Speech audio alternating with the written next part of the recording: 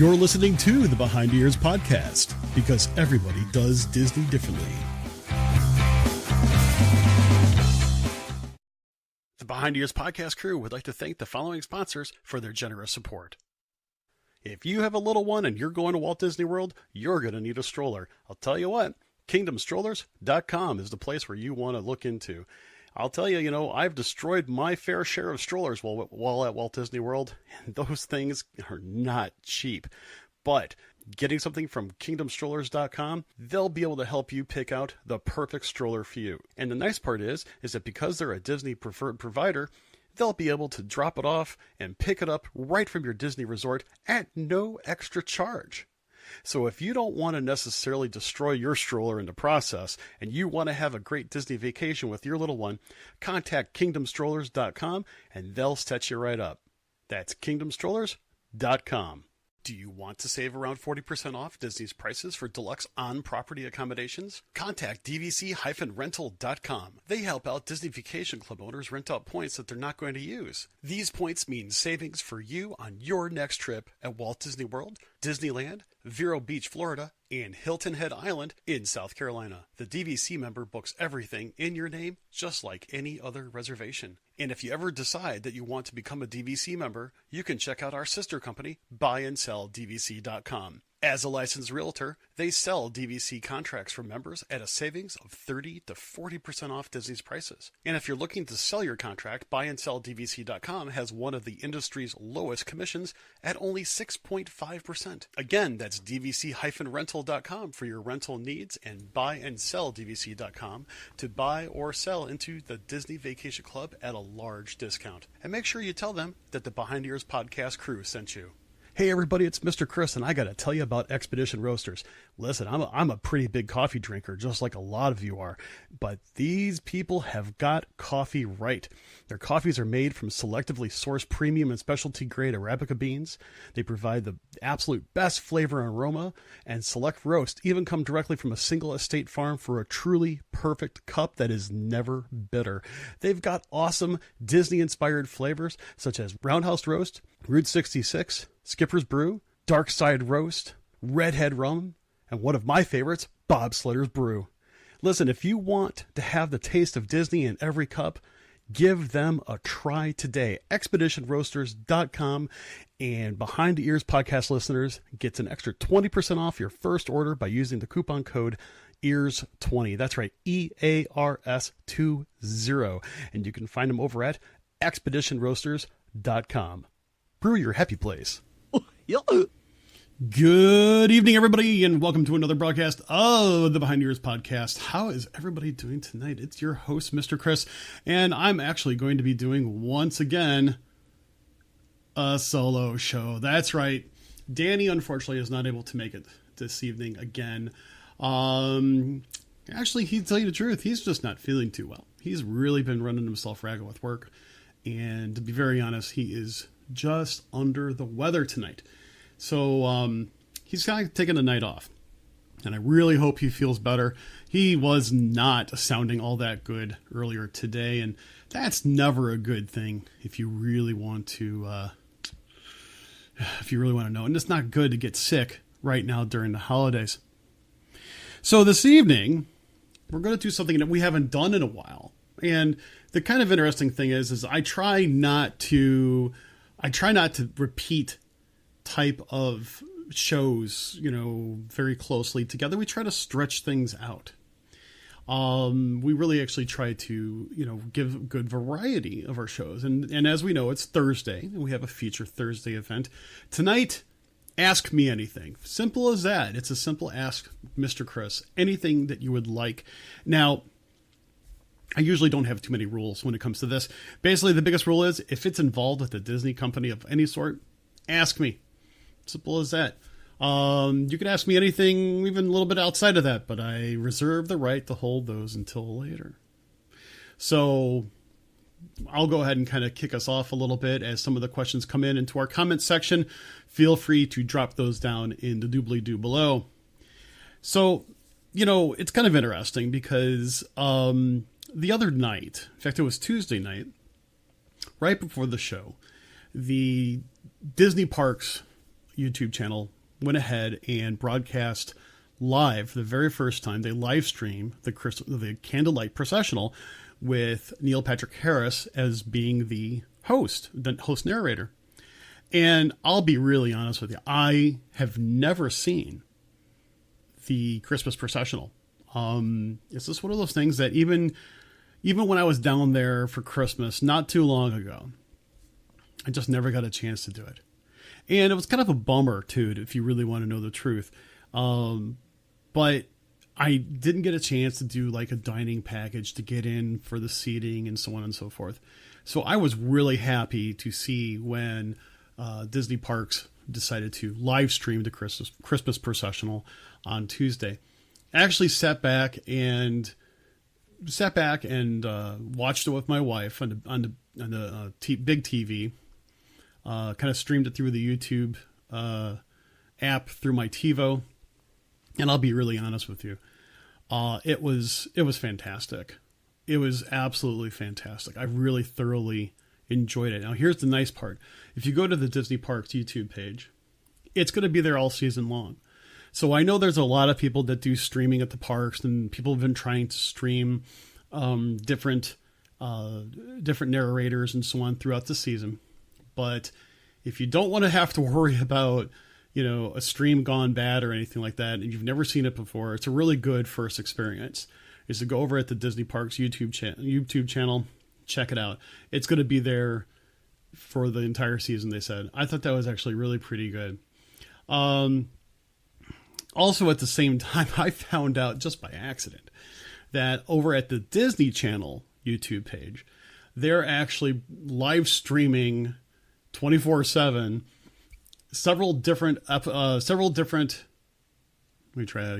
Christmas episodes from several different, they now are calling them like vintage or classic Disney Channel shows like Phineas and Ferb and Lizzie McGuire and stuff like that. I just thought that was really hilarious.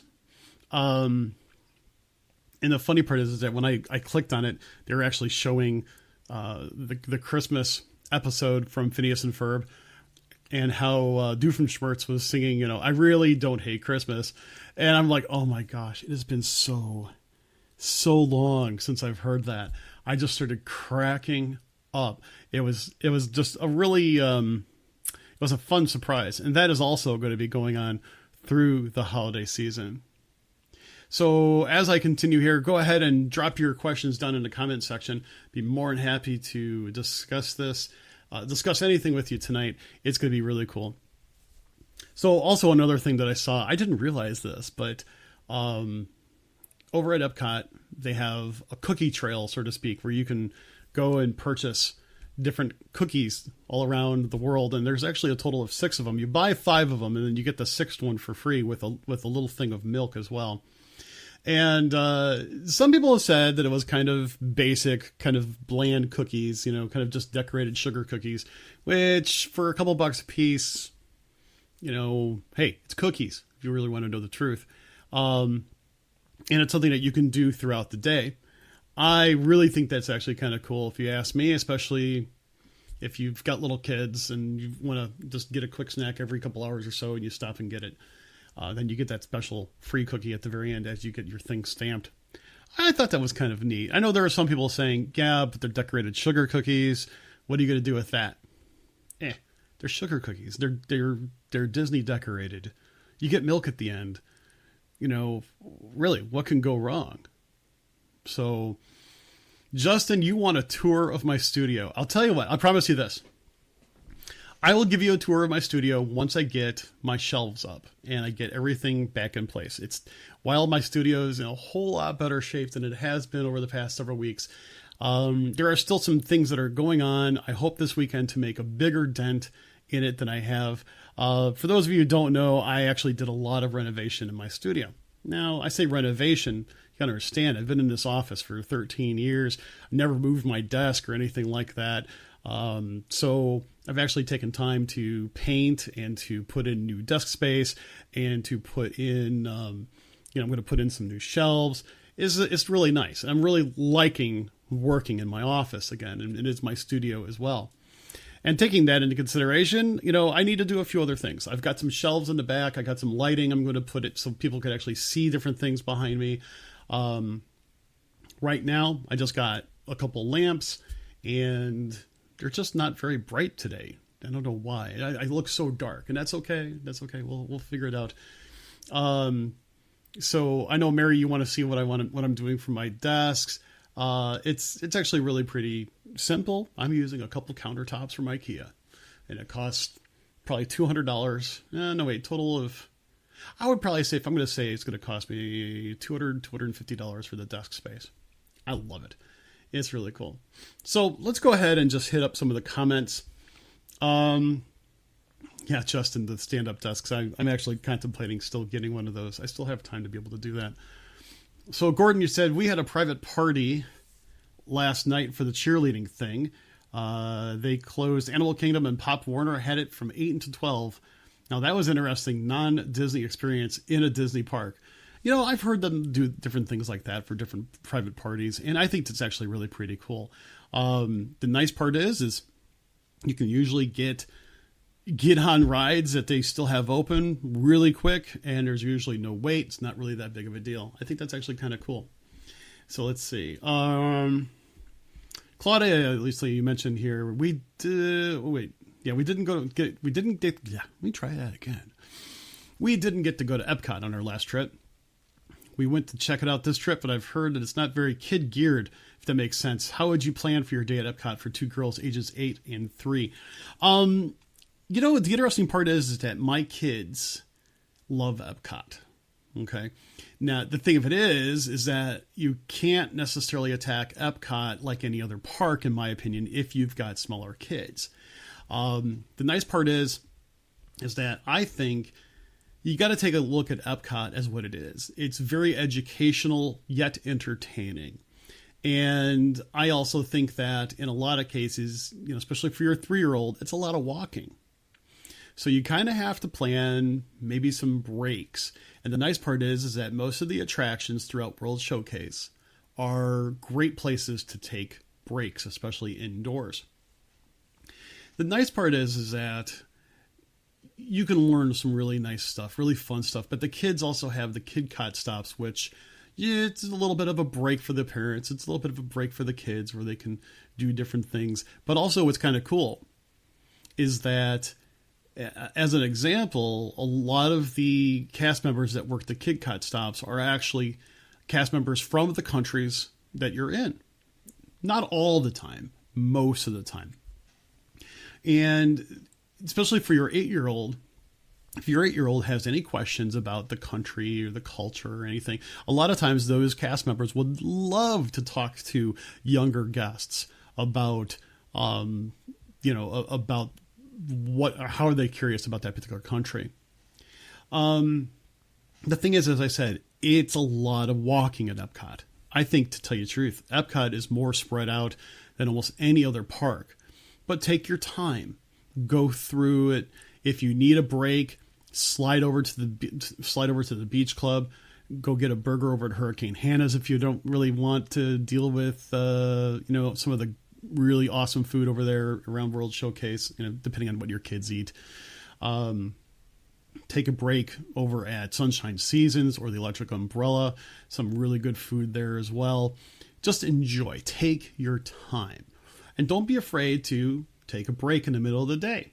Depending on when you're going, that still could be a very, very, very good option for you. Let's see. And yes, Mary, I'm working on the camera angle. It's not in a very good spot right now. So let's see, what else? Gordon was mentioning security was insane. Oh, in regards to the cheerleader event at Animal Kingdom. I bet it was. Let's see.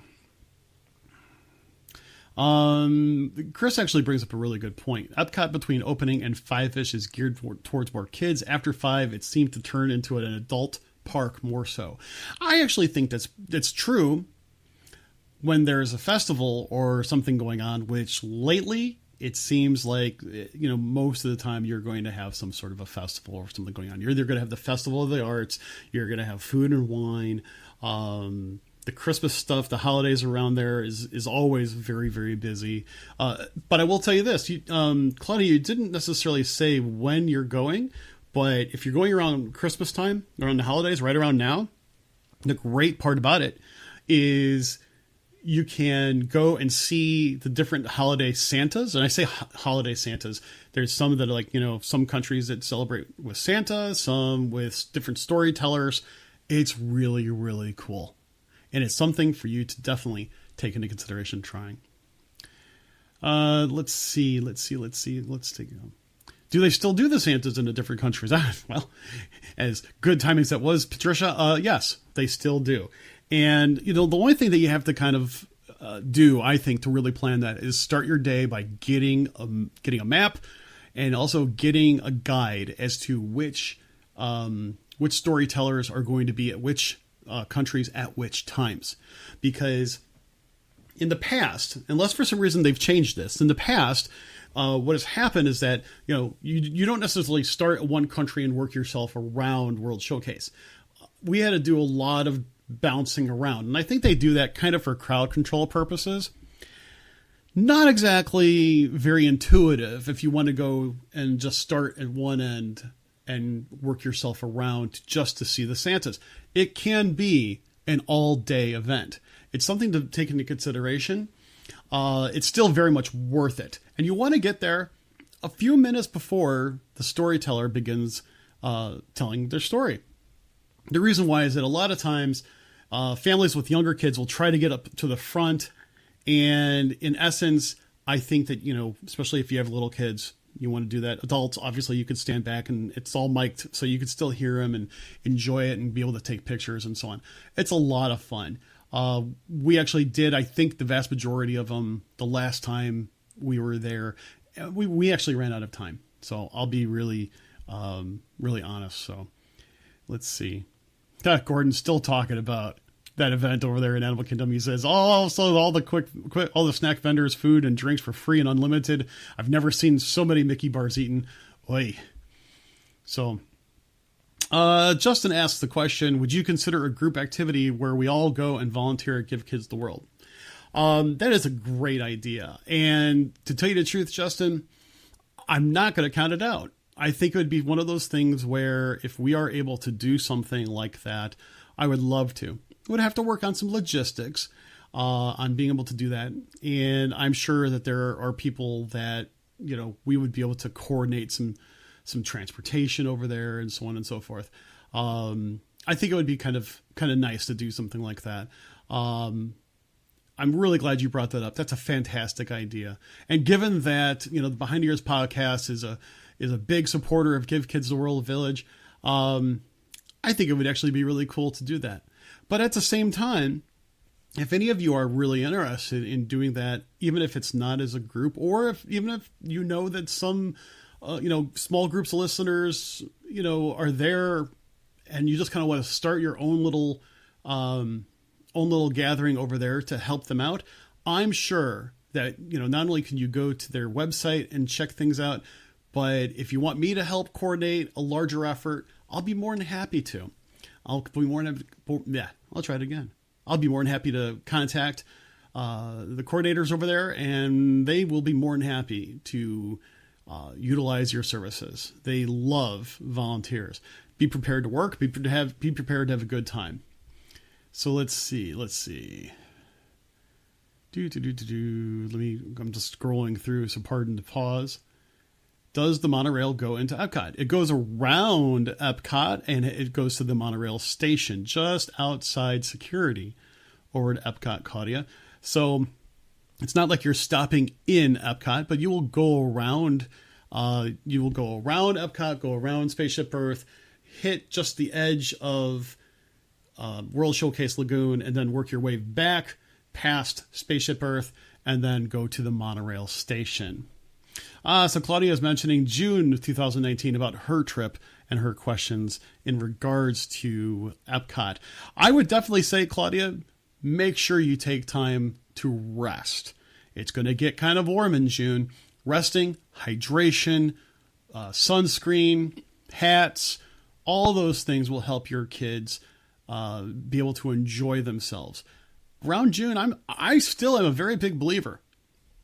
Take time, get there early, do a lot of really cool things, do some fast pass stuff, take a small break in the middle of the day, come on back, have dinner there, get reservations at one of the most awesome restaurants around there, and then enjoy, for 2019 in June, enjoy Illuminations one last time.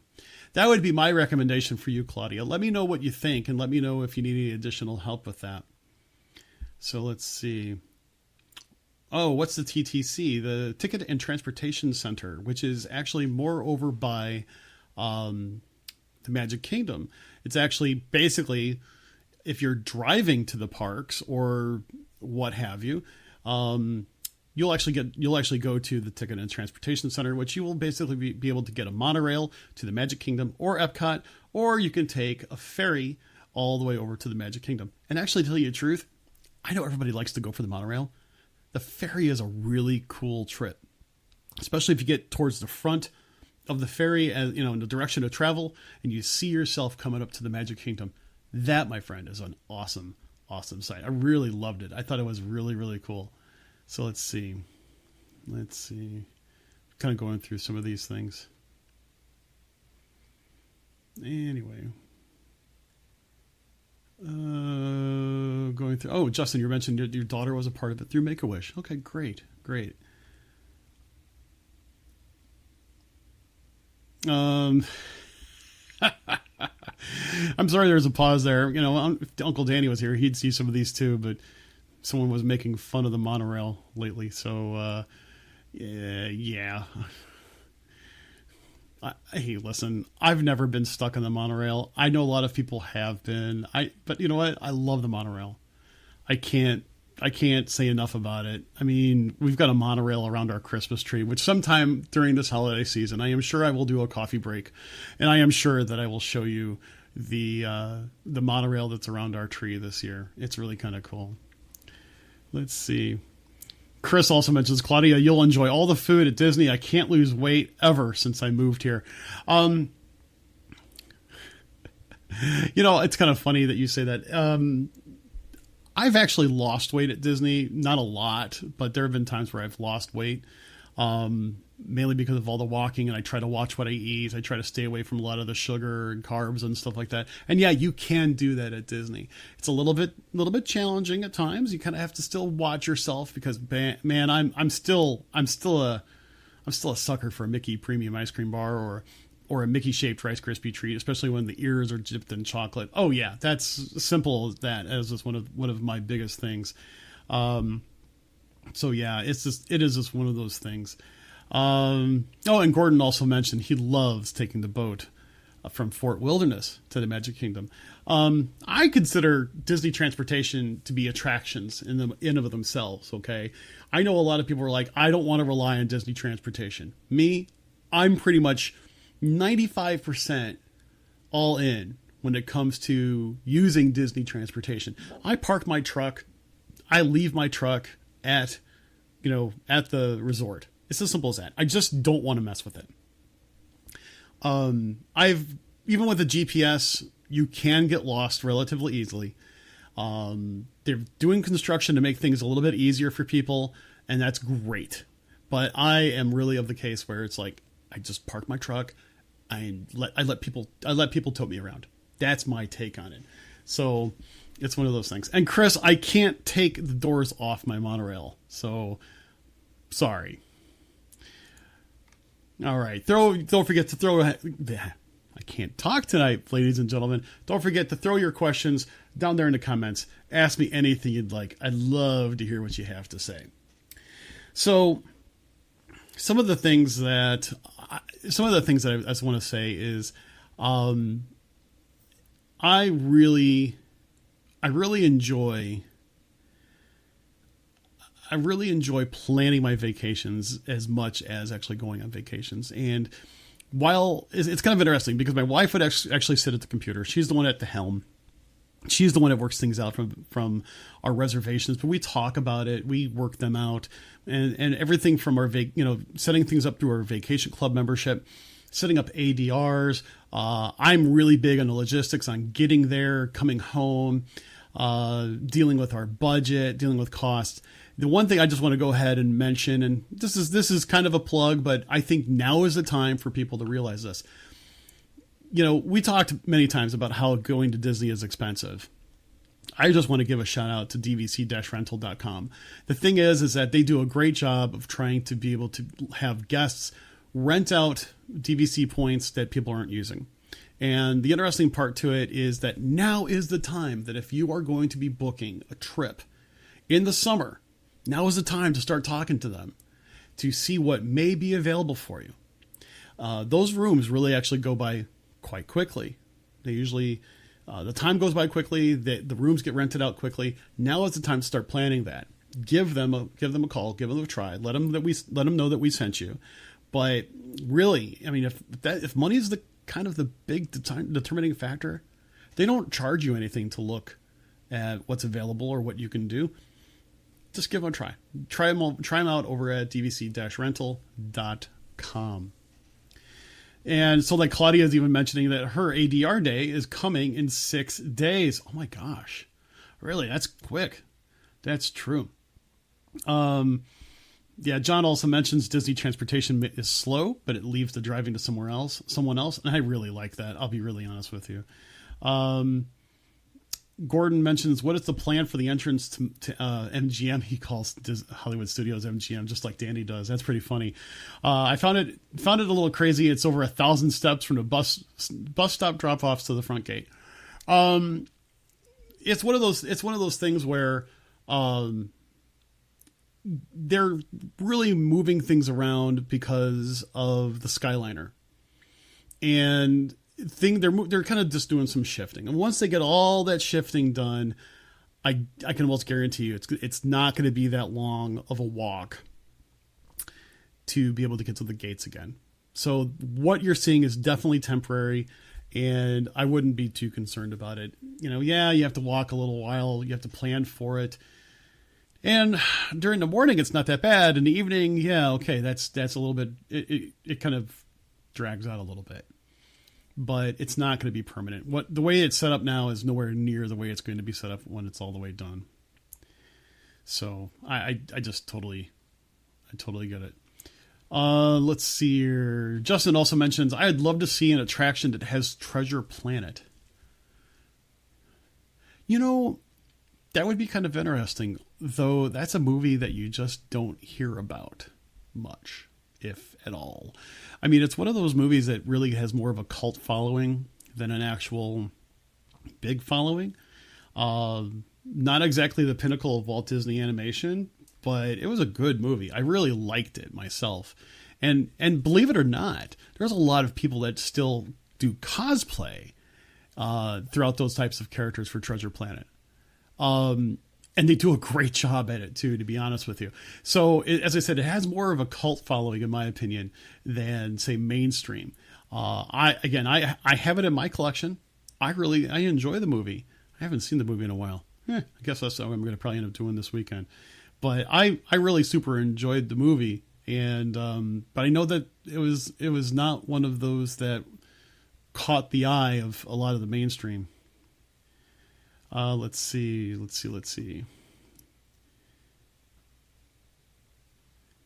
Yeah, Gordon was mentioning in the rain. It wasn't so fun. Yeah, it's just one of those cases. So here's the interesting part. Now is the time where people are heading to Disney. They're getting ready for their winter vacations, and I really can't believe that it's already December. I know we're already like not even quite a week in. I can't believe it's already December. And, soon the crowds, people are already saying the crowds are already getting crazy, but soon those crowds are going to become, epic proportions. This is a great week to be there. Next week is still going to be pretty good to be there. The week before Christmas, it's going to steadily build all the way through the week. Christmas Day, in between Christmas and New Year's, it's going to be insane. New Year's Day, or excuse me, not New Year's Day, but New Year's Eve, Magic Kingdom is going to be packed. So by all means, one of the things that everybody needs to do, especially if you're planning on a trip between now and the end of the year, is plan. Set expectations. Use fast passes wisely. Depend on ADR. Use mobile ordering. And enjoy things outside of the parks. We all know Magic Kingdom is going to be packed. Epcot is probably going to be packed. Hollywood Studios is probably going to be packed. Animal Kingdom will probably be the saving grace for most people with the exception of Pandora. These are things that you have to take into consideration. This is just my opinion from my experiences. Your mileage may vary. Taxes not included. Void where prohibited by law. And, Chris is actually saying, hey, you know what? The crowds, oops, I haven't, all of a sudden my comments moved around on me. Chris is saying, hey, the crowds haven't diminished much since Memorial Day. The interesting thing is there's a lot of people that have had mixed reports on that. So it was really kind of crazy. And Gordon's saying Magic Kingdom Saturday was nearly impassable. Every ride, as it was well over 6 minutes, even teacups. Yeah, the weekends around this time of the year is they're just not happy. I think you really have to take that into consideration. Is there a slow period of time anymore? Claudia asks. Yeah, there are better times to go than the other. Keep in mind, I think that this is still a very good time to go. The first week of Christmas, the week right after Thanksgiving, I still think that those are the better days to go. So I don't have a problem with this. I don't have a problem with crowds. I just know that the weekends are going to be even worse. These are just things to take into consideration. And Brian also mentions the disable mobile ordering when really busy. Best thing to do is, try to eat off hours. I found that to work out just fine. You are correct. Sometimes they'll disable it or they'll say it's not available. Okay, try a little bit later. I've had that happen to me. It's usually not a problem. And Gordon also mentioned that today was much better when it came to crowds.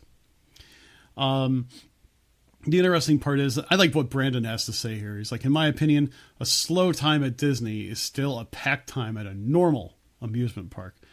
Don't disagree.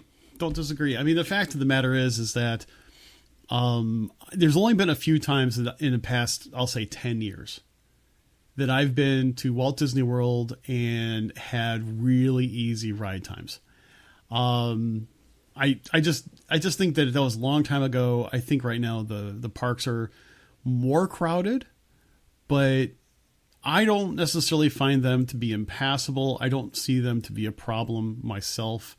And I have gone at some pretty busy times. I do think that really planning and really getting input from people that know what they're talking about will really help people enjoy those times when the lines are busier. Now, it's kind of funny. My family and I will wait an hour in a line for most things. 45 minutes is not really an issue. But the interesting part to it is, I know like Uncle Danny, he doesn't like to wait in lines. I understand that. No one really likes to wait in lines. Kind of depends on how you deal with those lines. And that is one of those cases where, understanding the best ways on how to deal with crowds, having fun with the people around you, having fun with your family, having, different games or activities to play on your phone. Heads Up is a great one. Those are the things that could really help pass that time. And I think it actually works out pretty well. Let's see. Justin also asks, hey, have you ever done a 3 or 4 day Disney cruise, then go to the parks for several days? Yes, but at the same time, I will say this. I've done the cruise before and after my Disney parks part of my vacation. I'm going to say this. If at all possible, go to the parks before you go on the cruise. get worn out and all tired going to the parks, then do your cruise where you will be pampered and you can relax and you can enjoy yourself. I just really think that that is by far a better way to do a land and sea vacation. The last cruise, no, it wasn't the last cruise. I take that back. It was the last cruise I did. I actually did the parks first. And the fact of the matter, I did the cruise first and then we went to the parks. Thoroughly enjoyed it, but we all said to ourselves afterwards, yeah, it's better to do the parks first. Because I'll admit, I do things such as the spa. I love going to the rainforest room and the spas over on the cruise ships. I love to relax. I love to sit and watch the water go by. You kind of are able to really take advantage of the fact that you are on a relatively small surface area compared to the parks, but don't let it fool you. The ships are still big. In fact, in a lot of cases, I would say huge. So you still do a lot of walking, but by all means, it's a whole lot different of a dynamic than walking through the parks and stuff like that. I think it's a bigger deal. So take that in consideration. I think doing cruise after a parks is definitely the way to go. Let's see. And you also said Justin also says, I've done a DVC member cruise as well as the Panama 14-day trip. I would have loved to do it. I have not done a DVC member cruise, nor do I think I probably will, but only because the timing is way off is when they usually do it. I usually, I have to vacation when my kids vacation. I'd love to do a cruise on our, between just my wife and I, but kind of being out of the country while my kids are still in country, not exactly one of those things where I'm like, but I do agree with Brandon. A cruise is the most relaxing thing ever. So, and Kim also agrees with me about going to the parks first and then go to the cruise. Yeah. I mean, it's just one of those things. Keep in mind the reason why we did the last one where we did the cruise first was mainly because of timing. What's kind of interesting is that cruises and the prices of the cruises change quite a bit trip by trip. You can have one itinerary cost one set of costs. The very next one be 20% higher. You can have the one after that be 7.5% lower. So sometimes timing is everything when it comes to the cost related to a cruise vacation. A lot of it is supply and demand driven. A lot of it is driven by, different fees and so on and so forth, and what they're getting charged. The fact of the matter is that you have to do some of those, you have to do some looking around. You got to do some shopping, figuring out the best times. A change within a couple weeks can really make a difference. And in some cases, you can save yourself enough money to actually add on days to, a cruise at the parks and so on and so forth. It's just something to take into consideration. Let's see. Mary basically said she's done 5-member cruises. Wow. And they're great, but they're very expensive. I bet. And it's also one of those things where Disney Cruise is on Claudia's bucket list. So it is really pretty cool. And Chris also mentions kind of what I was meaning by fees. Yeah, port taxes have a lot to do with the cost of the cruise. A lot of people don't realize that, it's kind of like going on an airplane where, you have a base fare, but then you also have all the taxes that go along with it. And a lot of those taxes also based on a per person occupancy. So the fact of the matter is that whether or not you are, just 2 people, a couple's trip, whether or not you've got 1 child going with you, whether or not you got 2, 3, or 4 children going with you, the fact of the matter is that in a lot of cases, there are taxes and fees added on a per person basis. So kind of just take that into consideration too. Disney cruises are expensive. There's just no other way around it. And Danny and I talked about, prices of cruises on the side in quite a bit of detail, because he's done quite a few different cruises outside of Disney. He's never done a Disney cruise, but he's just shell-shocked at the cost of a Disney cruise. I can't blame the guy. I mean, I've only done Disney cruises, so I know that it's definitely expensive. I know that I can go on any other cruise line and have it cost, significantly less. But I'll be honest with you. I know as soon as I say this, someone's going to post, oh, but this cruise line is still excellent and so on and so forth. That's fine. But I'm spoiled. And I think that if I go and try anything else other than the Disney cruise line for any one of the itineraries, I'm going to be constantly comparing it in my mind. It's kind of like the one time in the past 10 years that I've gone to like Great America. I know Great America is nowhere near like, Walt Disney World. Of course it isn't. It's not supposed to be. But I just thought, I couldn't get it out of my mind. You constantly compare things. It's really, really bad. And it's to the point where I think it would actually impact how much I would enjoy something. One of the things, let's see, I'm gonna kind of slip through here. Let's see. Brandon also mentioned, like, I've never done a Disney cruise. My wife has, and said that after the normal cruises that she can't justify the cost. And plus he likes the casino as well. The cruise prices are very, very high. And quite honestly, they can charge it because every one of those ships runs at capacity. 98, 99% capacity. I mean, yeah, you can go ahead on the same day and actually get an upgrade type of thing. There are sometimes you can do that, but they run at capacity. They can charge that because they do run at such a high level. Chris did mention, cruises are the only thing I personally don't do Disney based. Nothing against him. He just enjoys casinos on cruises. Okay. I'm going to say this with complete humor. I myself am not a gambler. I play the lottery every once in a while, which reminds me, I've got to check my lotto ticket. But the fact of the matter is that if a Disney cruise costs a certain amount and other cruises, which have casinos, cost other amounts, do you end up spending the difference at the casino? For those of you who gamble, I'm just kind of curious. I'm not saying, I'm asking sincerely because, again, some people just do that and it's a lot of fun. It's entertaining. Hey, I'm cool with that. I myself have never been to a casino. Not because of choice, but just lack of opportunity. So I guess you could say I'm curious. That's all I have to say about that.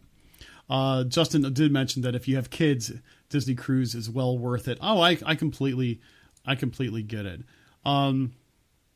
Trisha says Disney needs a casino on the ship. I'm going to respectfully disagree. I really think that because of the clientele of what, clientele that Disney has, I just don't think that, I just don't really think that would be proper. But the fact of the matter is it is more expensive because a lot of it's not being funded by a casino. So, but yeah, I respectfully disagree. I don't think I would want that. But they've got some great nightclubs, nightlife for adults and so on, great kids areas. I just think that, I think it really makes, I really just think it makes sense. I don't mind paying more for it. I just don't go as often. I would love to have it be an annual thing. It just is not going to happen. And kind of going along with it, Wendy mentions, hey, I've been on celebrity cruise lines and they're wonderful. But I do know the Disney customer service and would assume that it's always going to be better, but it's still so much more. Yeah, I will agree. I will agree. So, and actually this is a little tidbit of interesting information. Chris also mentioned Disney will never do a casino on their ship. They actually just put a ton of money towards an amendment Floridians voted on that basically eliminated casinos being built. Now, keep in mind one thing. The ships are not American ships. The ships do not fly under the American flag. So technically, they don't have to follow Florida law. That's kind of an interesting, people don't realize that the ships are actually registered in the Bahamas. And because of that, there's a lot of different rules that they can or don't have to follow because it's not an American registered ship. But, we'll have to see how that works out. Let's see. Brendan says, lost almost $200 at once, but heck, I'm too tight to really go all out. Yeah, I'd probably cry if I lost $200. It's just one of those things. And as he said, I value my life, and my wife would kill me. Let's see. I'm going to flipping through some of the comments here. But let's see. Yeah. So I personally think that, I would never say never, that Disney would never have a casino, but I definitely don't think we're going to see casinos retrofitted in any of the ships that are currently in service now. Would there be a casino at any of the ships that they're going to be planning in the future? Don't know. But I'm going to put my money, at pretty good odds that it probably isn't going to happen anytime soon. I just don't think they're going to do it. It's just not a family thing, I always thought I thought it was funny. Here's a great example. The National Lampoon's Vegas Vacation, Chevy Chase at his finest, if you really want to know the truth. And he's trying to sell going to Vegas to his family as the great family destination, but yet,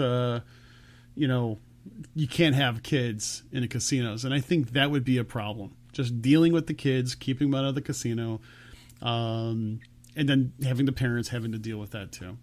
So no, I never say never.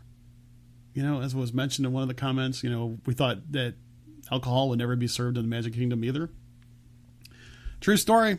But, I still don't understand why people are making a big deal out of that either.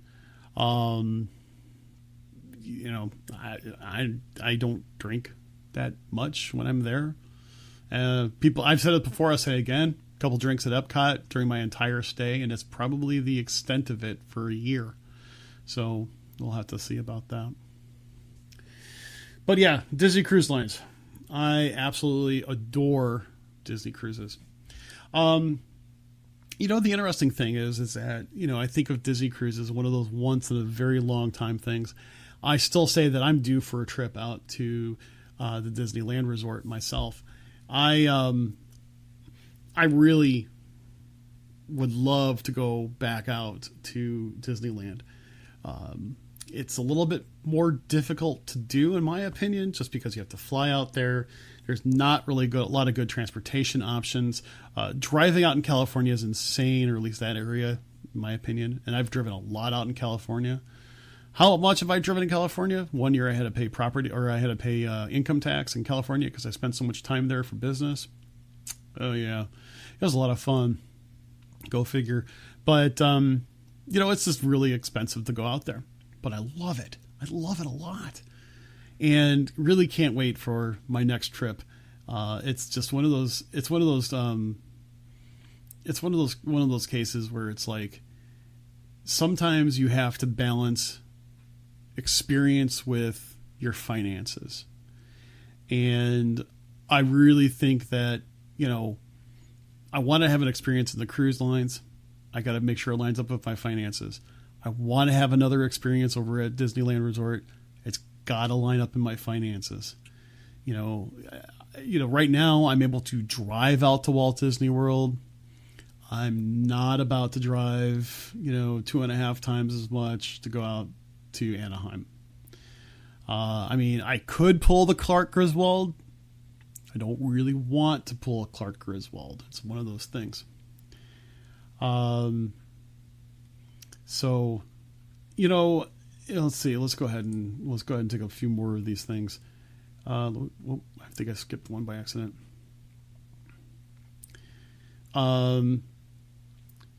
Brandon, I know you're thinking this a little bit off topic, but I'll go ahead and read this. He's like, I got to tell you, and this is off topic, I was rather shocked when I went to Walt Disney World in September about how trendy they made Disney Springs. Kind of lost that charm. I guess it seemed more strip mall-like. Brandon, I don't necessarily disagree. However, I will tell you something, at least my opinion for someone that's a little more of an outsider, I guess. Yes, I will tell you that probably 90% of the shops I won't even walk into just because, well, it's not my kind of shop. That's the type of thing. We don't do a whole lot of shopping. There was a conversation that went on a while ago about the plans for Disney Springs. Excuse me for 1 second. I got to take a drink here. And there were a lot of people saying that the interesting part about the new shopping arrangements at Disney Springs was because there were a lot of people that wanted an upscale shopping experience, or to at least experience stores that they can't necessarily experience in their own hometown. I thought about it like that. I'm like, you know what? Okay, that makes sense. Because, right now, in order to get to a high-end mall, I have to drive a good hour and a half away.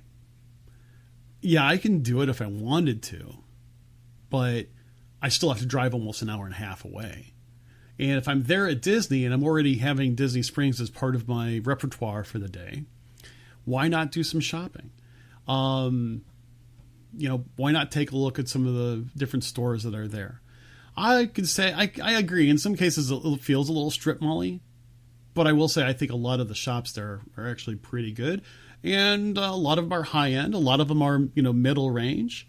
I just think that, I think they're catering to those who wanted a good shopping experience. But as I said, most of the shops there, I really couldn't care less. The dining, on the other hand, I'm still trying to figure out what I'm going to do next from a dining perspective there. That's my take. So I'm really looking forward. I'm really looking forward to that. So let me go ahead and I'll throw this up here. Gordon says, looks like Coco might actually happen in Mexico. The inside of the pyramid by the entrance of the ride is completely Coco already. It is, but I've said before, and I'll say it again. I think it is ready for something like that. I think it could actually happen like that. I just don't know if they'll do it. I just don't know if they'll do it. And I think there is it's one of those cases where I actually think the Grand Fiesta Tour definitely needs to be updated. Because right now I feel like it is portraying 1970s Mexico. And I don't think that's very fair. I think Mexico it's a great country to visit, but it just seems so old. Let me rephrase that. That doesn't sound right. I'm trying to figure. It just seems like I'm watching an old TV show with, characters overlaid and so on and so forth. I don't know if that's a very good representation of modern day Mexico and what it has to offer. I think it has more to offer. And at the same time, I don't like how it just feels stereotypical. I would love to have more realism in what's available to be able to explore with the splendor of Mexico. Mexico is a beautiful country. And there's probably a lot of sights to be seen that isn't really portrayed very well anymore in that particular film, that particular attraction. But to overlay Coco as an intellectual property, I got to be careful what I say here, because I do think it's ripe for the change. I think they could do it. But, when, if, how? Do they really want to add more intellectual property? Is every one of the countries at World Showcase going to end up having some sort of intellectual property deeply rooted within its edutainment type offering? I mean, right next door you have Frozen that took over Maelstrom. And we all know that, isn't it funny? People went crazy over Maelstrom and went nuts over the fact that they changed it to a Frozen themed ride. Now we have Mexico, where people are saying, oh, it would be great to change it to Coco and not necessarily keep it the Grand Fiesta Tour that we know right now. I'm very interested in hearing why people think that. Why is there something of a double standard? Is it because of the attractions themselves? Is it because of the intellectual property that they're choosing for it? Were people just, so overwhelmed with Elsa and Anna that they felt like they really didn't want a ride to be attached to it, but everybody loved Coco as well? Let me know. Let me know in the comments section. We only got a few minutes left for tonight's show, but I'd also love to hear your comments over at behindyourspodcast@gmail.com. I'd love to hear about what you think about that. It's an interesting concept. I mean, are we talking about double standards? Is there a reason for that double standard? Does intellectual property really belong within the parks? These are great questions that we should be able to answer sometime relatively soon. So let's see here. I'm going to go ahead and flip through. But I agree, like Gordon said, the vast majority of the ride are projections, which would be super easy to change. Just a few spots where there's animatronics. I totally agree. I'm trying to figure out Justin saying that wasn't coffee, Chris. Oh no, it's not coffee. It's regular water. It's after hours. If I drink coffee now, I'd be like Mr. Chris, like Teddy Ruxpin on a car battery all night long. We don't need that. Kevin is tuning in from Mickey's Very Merry Christmas Party. Dude, thanks a lot. And also thanks for all the pictures and everything that you've been sharing. I hope you're having an absolutely wonderful time. Let's see. I'm kind of keep flipping through. I love how our community is, they found out Kevin's there, so now everybody's asking Kevin questions. I think that's really cool. So let's see. Any rumors on if anything is coming to the Stitch area? I haven't heard anything directly. I mean, the last thing I think anybody heard about Stitch's Great Escape and the ride area itself was, the dismantling of some of the animatronics and so on. I personally haven't heard. Now, I'll admit, for the past couple of weeks, I really haven't been up on the rumors, hearsay, and anything that's been verified, to be honest with you. It's been very busy at work. Like, this is busy time for Danny. This is also my busy time as well. Obviously, they're dismantling it, so they're really serious about getting rid of it. I would like to see them put something else there. I would actually like to have them put something else there that's not scary. Thrilling, yes. Scary, no. I never really liked Stitch's Great Escape. I didn't really care for when it was like Alien Encounter. Didn't really care for that. My kids obviously didn't care for that either.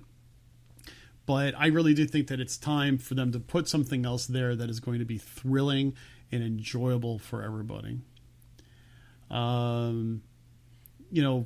Now Chris is basically saying, I trust what Chris has to say. He's heard a lot more things lately, that Wreck-It Ralph possibly, and something kind of refreshes my memory, but it's nothing confirmed.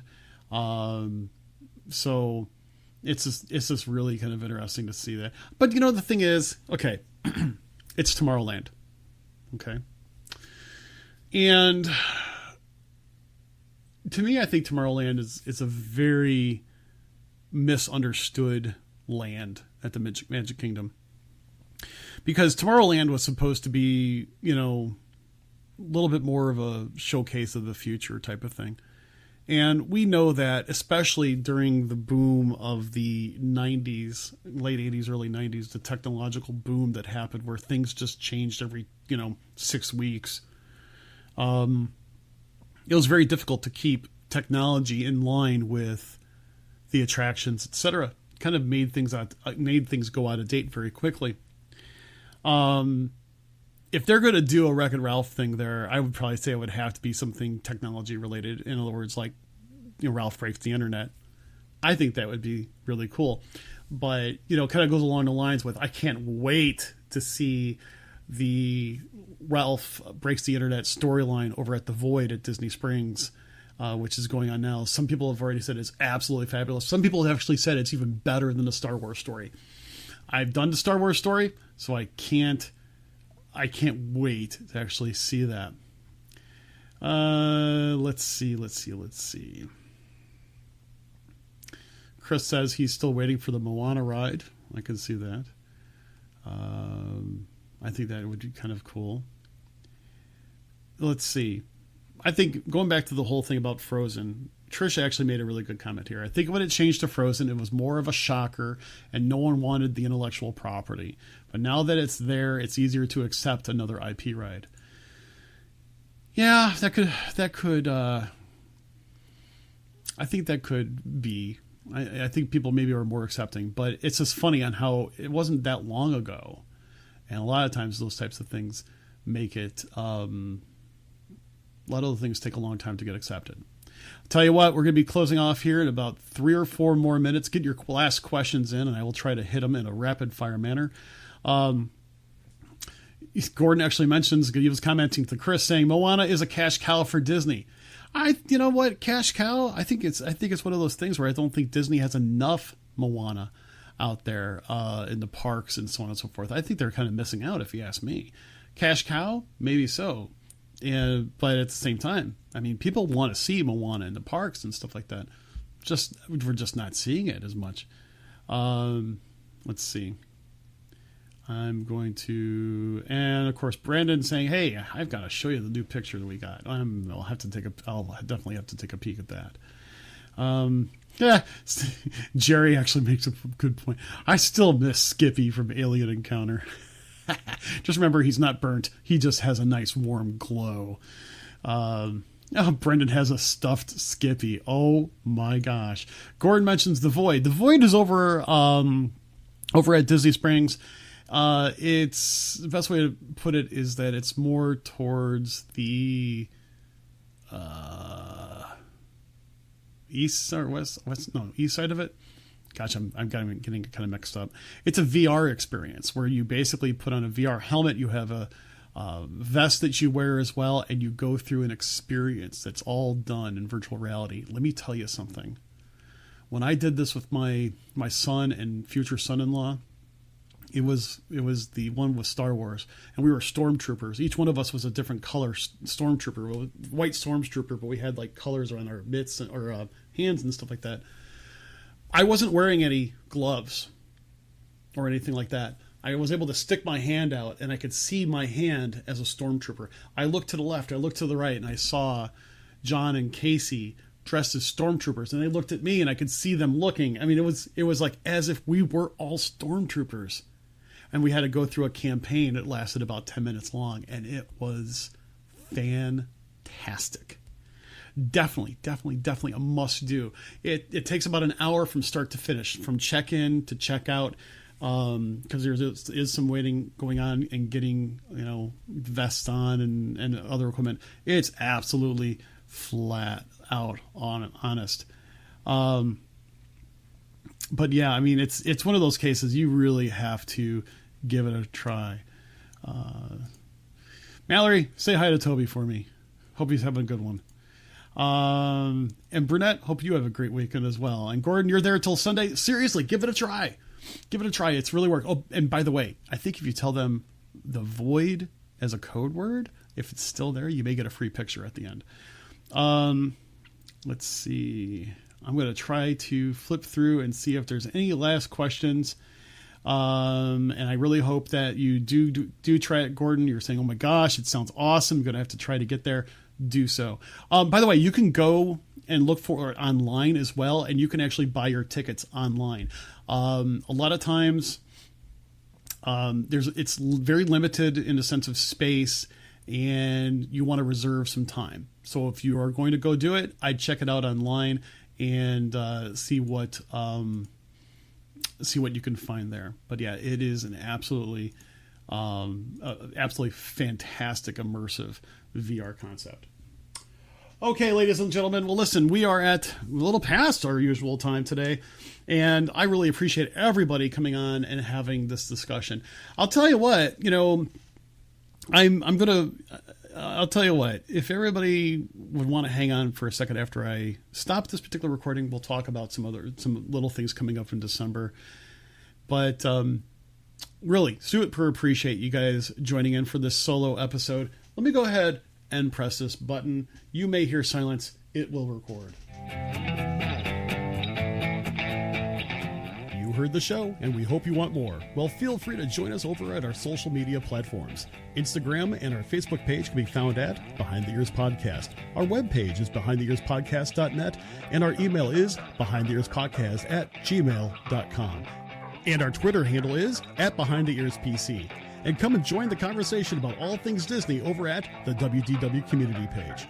Don't forget to rate and review the show over at iTunes or Apple Podcasts, as it really helps us get the word out about the show. Also, don't forget to subscribe to the show on iTunes or Apple Podcasts or the Podbean app. Also, you can listen to us on Stitcher Radio, iHeartRadio, TuneIn Radio, and via Alexa and Google Home.